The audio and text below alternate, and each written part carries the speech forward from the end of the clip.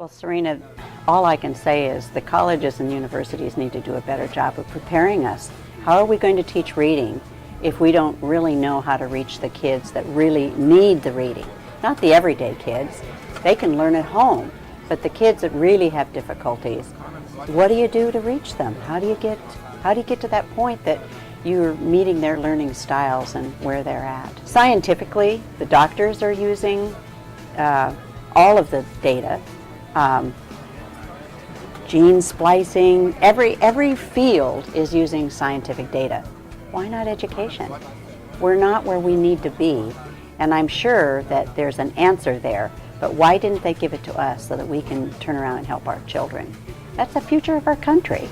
Well, you know, I remember being in college and being really surprised that we were never taught how to teach reading. And at Ohio State at that time, it was very much, they made fun of testing and we were definitely taught to not appreciate science. The way that the science evaluated reading wasn't correct. And so it made it we were just taught science doesn't work with education. Yeah. And it was very hard because I'd had a brother that had a hard time reading, and I was like, wow, I didn't learn anything that would help me teach my brother how to read. Mm-hmm. And at the time, I thought I was going to be a math teacher. I thought, oh, it doesn't matter that I didn't learn to teach reading because I'm going to teach math. Mm-hmm. But when you're teaching kids in 8th grade math and they can't write a sentence of the problem is, it doesn't matter what you're teaching, you have to be able to teach reading, and you can't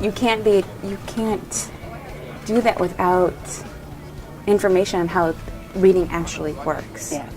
Or how you acquire language. Because I've had kids that some of them understand phonic sounds and others didn't at all. They're all in different places, but I didn't have any guidelines or worksheets or anything that would help guide me as to where were the holes in their understanding. Where did I need to start if they were way behind? If you're a first grade teacher, you're teaching all of the basic elements. But if you're in 4th grade, you're assuming that they know all of that. How do you know where the holes are? But it doesn't even start in 4th grade. Like, if you're teaching the beginning readers, and when I was in school, right, we know kids have to rhyme. And you have kids that aren't rhyming. And you're like, oh no, this kid isn't rhyming, he should be rhyming. Mm-hmm. And if all you know is so something's wrong, and how do I introduce that? But if you don't know about phonemic awareness, mm-hmm. you don't know where to start from. Mm-hmm. And I know as a teacher that I didn't learn about phonemic awareness as a skill. Oh my goodness, I can't even remember where I learned it, but I learned it way mm-hmm. after I graduated. And I learned it way after I had so many different teaching seminars and all of that kind mm-hmm. of thing. Mm-hmm. But there were so many kids that it would have been really helpful if I would have known, this will help you start. Well, you can't teach what you haven't been taught. So if you're recognizing certain aspects of the children as lacking, if you haven't been given the wherewithal of how to deal with that, there's no place to go. And the parents are counting on you. They're expecting you to teach their children. I feel like I've let them down. How many years did I not accomplish what I set out to do? I don't know. I don't know what the answer is, but every child needs to be literate. They need to be educated. They need to be career ready with no excuses. Well, and as teachers, when we go into the classroom, we need to have the education to know, okay, phonemic awareness. This mm-hmm. is what it is. This is how I make sure kids mm-hmm. get this. What's next? Do they have this? Yeah.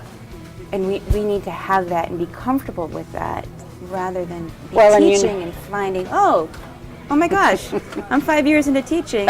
There's this thing called phonemic awareness. Whew! Yeah. It shouldn't be. Mm-hmm. Serena, did you ever have, in your career, your education for teaching reading, because I know you went for your master's, did you ever have an exam that you took that showed that you understood the components of how to teach reading, the comprehension, the fluency, the phonemic awareness?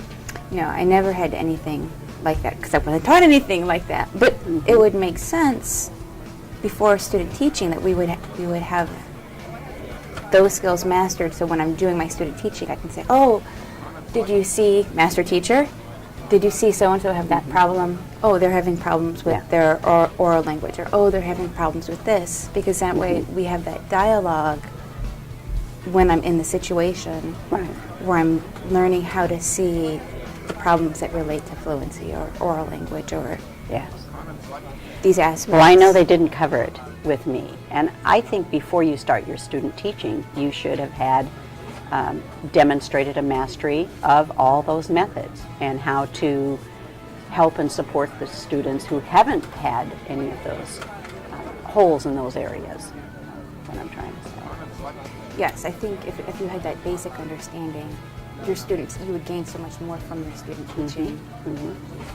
Yes, and before you are actually hired, there needs to be a national test of the reading methods that you have demonstrated full knowledge of all of those components, so that if you're a teacher of any kind of content reading, you're prepared to meet all of those students and all of their needs. And you know, we all learn differently too, so I need to know how to support each student as they go through that.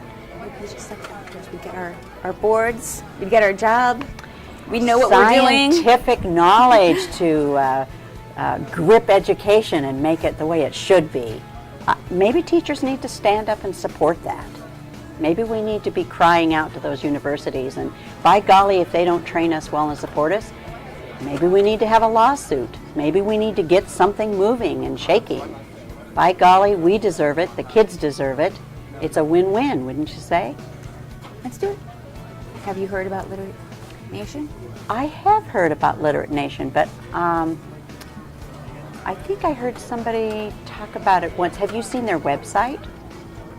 I haven't seen their website. Okay, I've heard that they've put up a website now, and I've explored it once, but I need to go back and fully immerse myself in it.